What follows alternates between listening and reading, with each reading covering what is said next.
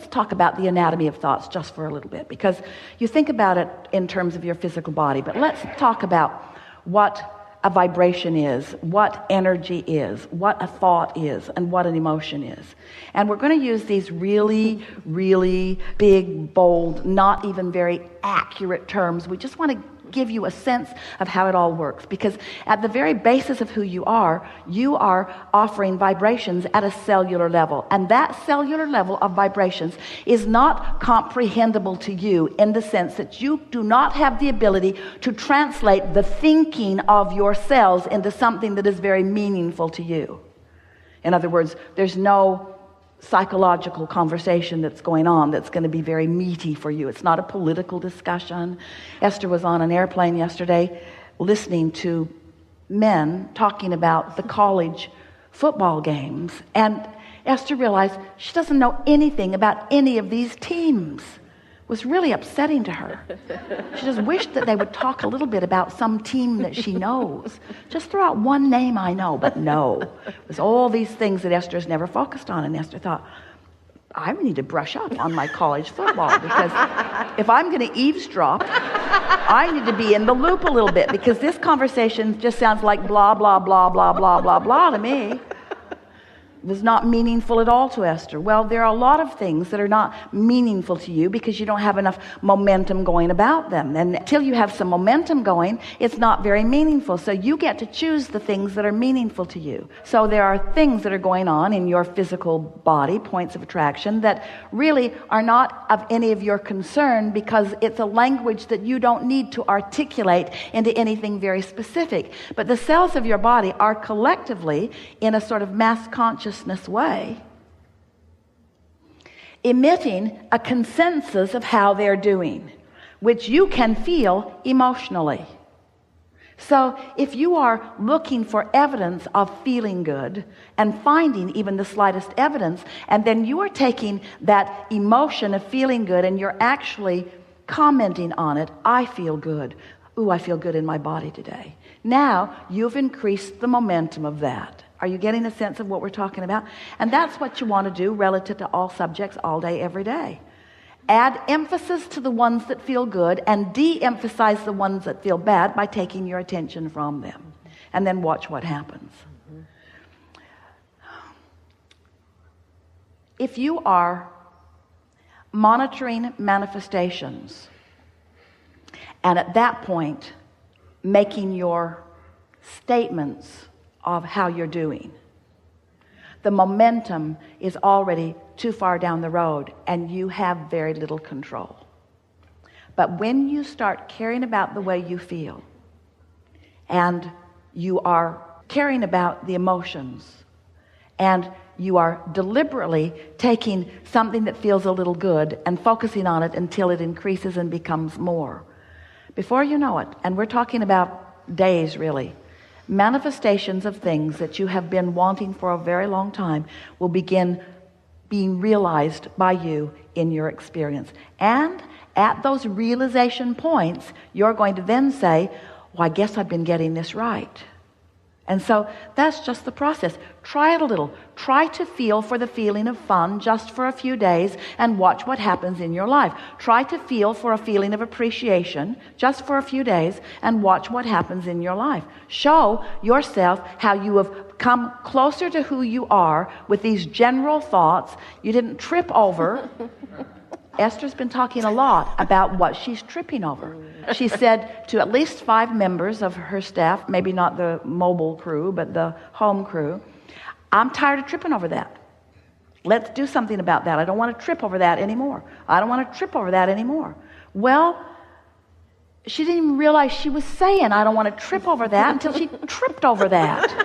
And now that she's tripped over that, around the world, she tripped over that. It's got her attention. I'm going to stop saying I'm going to stop tripping over that. I'm not going to trip over that. Scotty said, oh, I'm really sorry about that. And Esther said, I create my own reality. Damn it.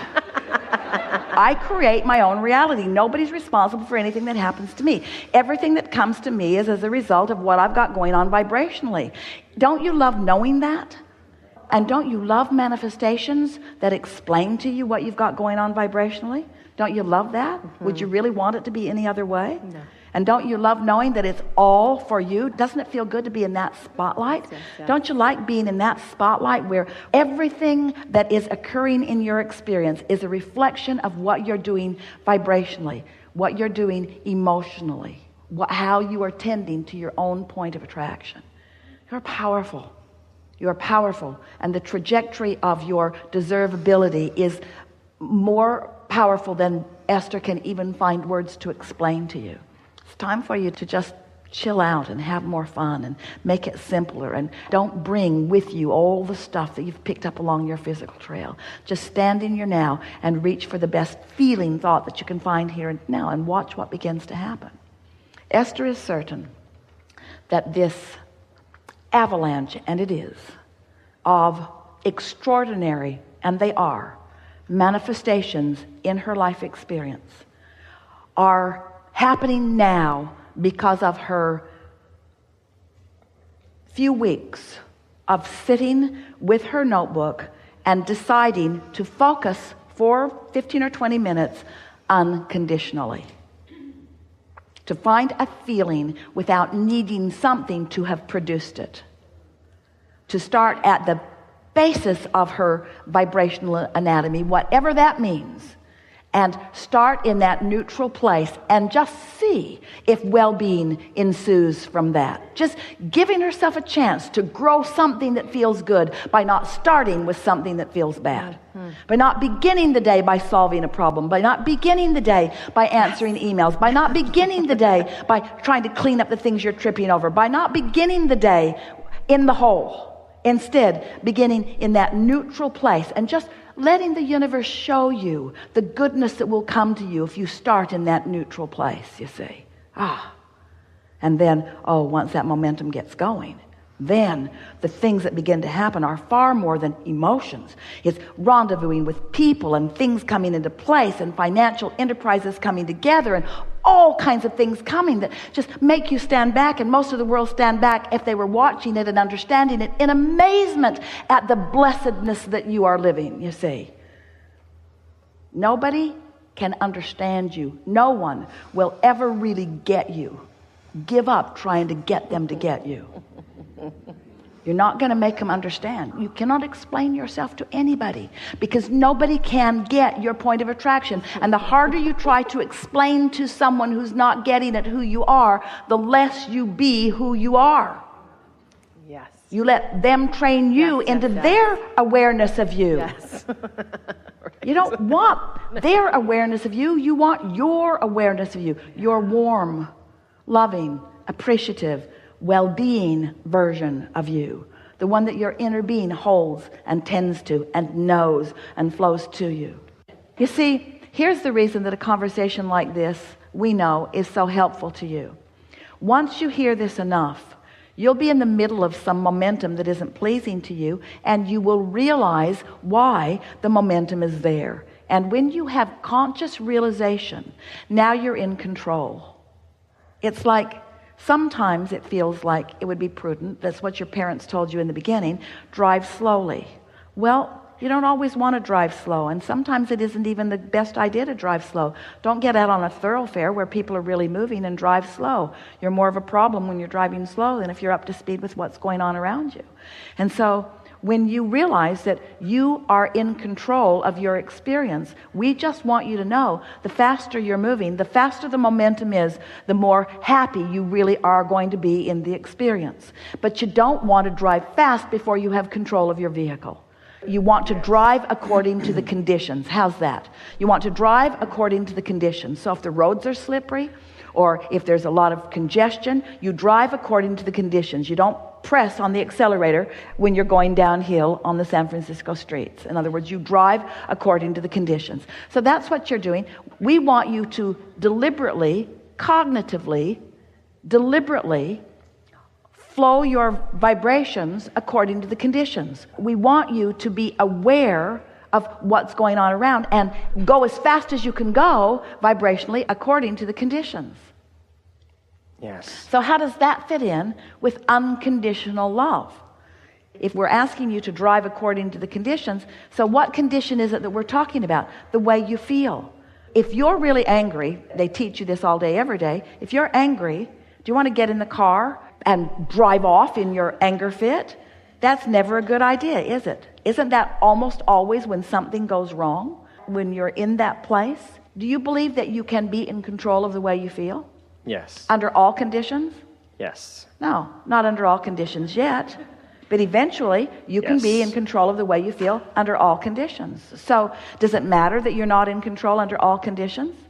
If a condition comes and you're not in control of the way you feel, is it a problem? Isn't that the way you become in control of your conditions? Isn't it just all by practicing it? By finding the feeling place of it? Yes. Does it bore you when we present to you such a simplistic approach to life that it all boils down to how you feel and you have control over how you feel? And do you want to argue with us in your mind about that? Because there are people in your life that make it really hard for you to feel the way you want to feel. Well, those people are the most significant people in your life experience. Because if you are able to show yourself that you can feel the way you mean to feel unconditionally, by caring about how you feel so much that you manage your vibration earlier until you get the momentum going, then you've got it made. So controlling your vibration is all about momentum. And momentum is all about starting at the early stages. It's about how you get it started. That is the reason that you were born into this physical time-space reality where there is slumber. That's the whole point of your slumber. While you sleep, your momentum subsides. And every time you come back into consciousness, you have the then new fresh slate, the new ability to push the reset button and to find a vibration that feels good to you. And it is our promise to you. If you will find it and consciously acknowledge that you have found it and focus upon it with the deliberate intent of continuing to feel the feeling, the momentum of it will increase until you will not be living a boring life. It will not be boring. We're not trying to get you to go back into no thought, no thought, no thought. What we are wanting to help you do is to go back into no resistance, no resistance, no resistance, knowing that law of attraction will then pick up the pace until there will be momentum that will lead you or lead everything that you want directly to you. You are supposed to be living the manifestations that you want. You're supposed to be living all of those manifestations.